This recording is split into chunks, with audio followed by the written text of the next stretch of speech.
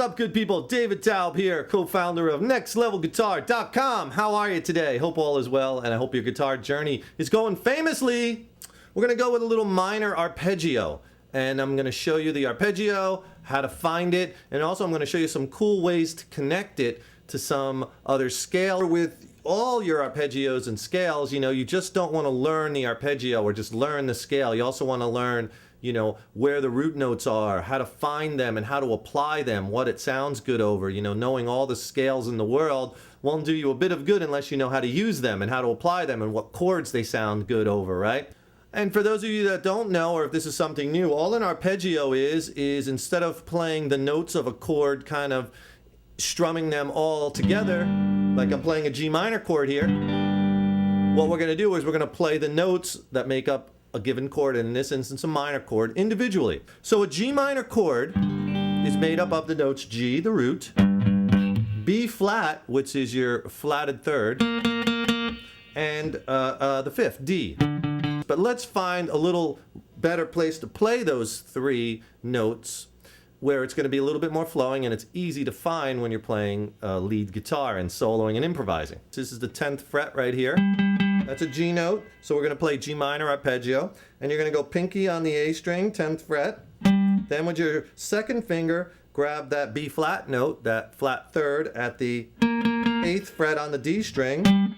Then first finger on the G string, that's the D note, so far. Then with your second finger, grab the root note again, the G note on the 8th fret of the B string. And then first finger, stretch back to the B flat note at the 6th fret of the high E string.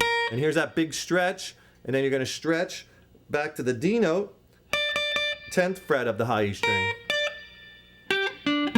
So here's the whole arpeggio. And then just practice that up and back.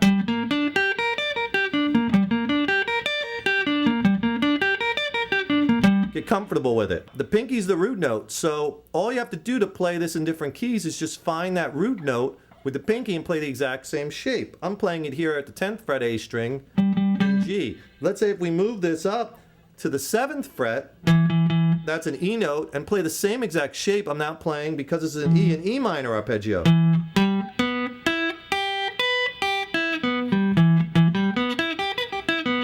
So it's a great shape because it's movable like that. That's the thing about arpeggios, you know, is you want to be able to find them quick and throw them in there. And this minor arpeggio is a great arpeggio. There's not a lot of intervals in it. It's just a root, a flat third, and a fifth. So it sounds great over pretty much any minor type chord. If you have a progression or a song or something, or you're jamming over a jam track and it has an A minor chord, you want to blast that A minor arpeggio over that. You know, look for the corresponding minor chords and try this minor arpeggio. So let me show you a couple quick ways to connect this arpeggio into like a minor pentatonic blues scale.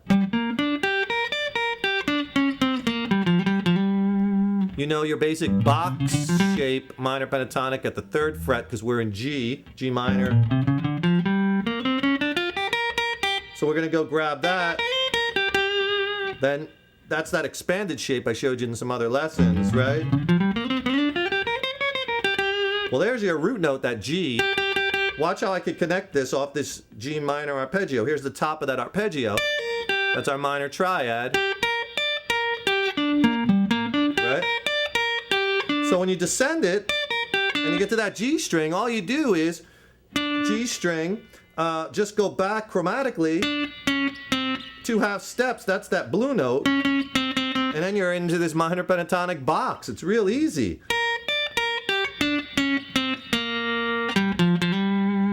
And you could really make up some great licks and really connect that nicely. Watch it again. See, that's the trick. I'm just backing up with that first finger. See, I'm in that blues shape. Minor pentatonic. So you got, and that's, you know, any key, you're just, to change keys, you're just shifting this whole thing back or up. So it's the same exact shape, same, you know, intervals.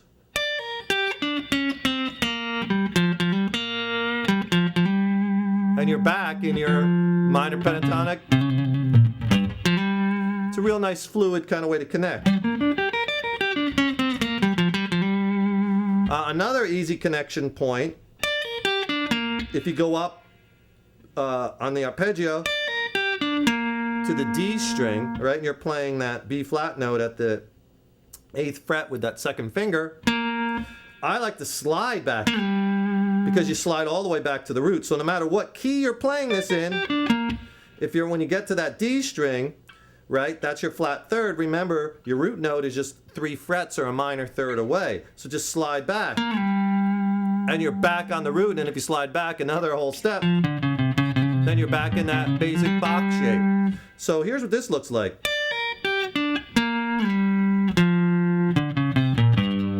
Notice when I slide back that minor third or 3 frets, I'm using that second finger.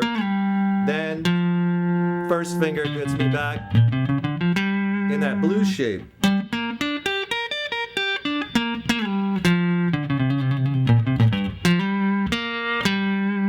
All kinds of possibilities just from those 2 little ways to phrase or connect your musical ideas and thoughts. You could be playing licks like these pull-off licks on the minor triad. You know, I'm just pulling off on this stretch in my root note G on the B string, 8th fret, 6th fret high E string, and 10th fret high E string. And then I slide back. Arpeggios are an important part of any lead guitar player's arsenal, and they can be treated in the similar way of scales. You know, for instance, like a G major scale,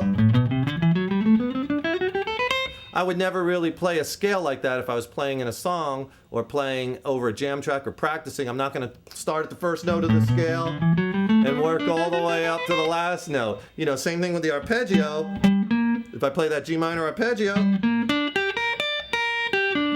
I wouldn't play it necessarily from the first note to the last note and all the way back up, just like a scale, because it's going to sound a little stiff that way. You want to take that arpeggio and create riffs out of it and break it up. Or take, you know, the minor triad part of it. And there I was just playing this little lick where I was playing the top part of the arpeggio with a pull off, and there's a little bit of a stretch here. Back to the root, G. And then go up to the arpeggio. You know, where you're taking the arpeggio and you're connecting it. You're phrasing it in a way where you get the flavor of the arpeggio mixed in with licks and scales. And that's really what good arpeggio playing is about. It's about mixing the arpeggios in, creating licks and mixing them in with your scales and whatnot. Always know, you know, when you're noodling around what key you're in and where your root notes are. Because a lot of times you're going to be, you know, kind of going back to that root note as home base and resolving a lot of your licks there. And now you're kind of going from an arpeggio to a minor pentatonic scale to a blues scale to maybe, you know, a natural minor scale, and you're playing, starting to take on some different character.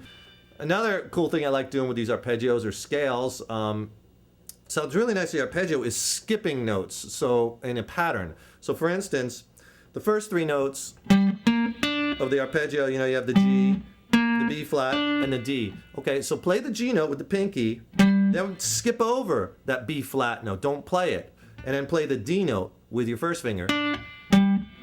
Now, go back and play the B flat note, but skip over that D note and play the next note, which is the G. So you get this if I do it slow. So you're really kind of spacing them out. And if I continue with that, where I play a note, skip a note, go to the next note, go back to the skip note, skip the next note, play the next note, it'll sound like this. And then you work up the speed, it sounds like a really cool lick. And then when you descend it, you could do it a little differently, and then maybe go into one of those linking licks I showed you.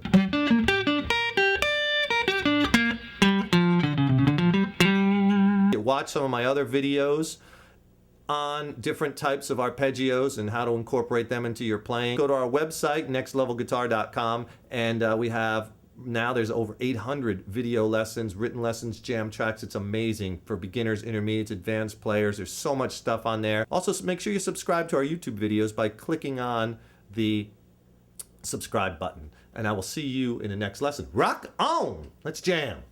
Listen for that minor arpeggio.